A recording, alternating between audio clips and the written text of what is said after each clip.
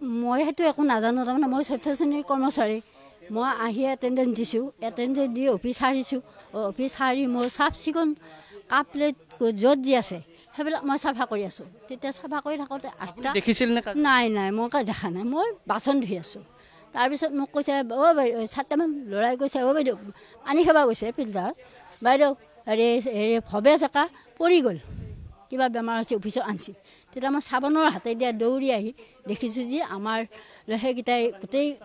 গোটেইকেইটাই মালিচ কৰি আছে ছাত্ৰ ছাত্ৰীয়ে মালিচ কৰি আছে মই সিমানেই নাজানো মই গণ্ডগোলটো মই নাজানো মানে ভৱেশক যেতিয়া পৰি গৈছিল তাৰপিছত ভৱেশক স্কুলৰ ভিতৰতে তেখেতক পানী ঢালি দিয়া হৈছিল পানী মালিচ কৰিছে তেলেদি মালিচ কৰি উঠি 10 মাতিছে আমাৰ জলিল আৰু বেদান্তই 10 মাতিছে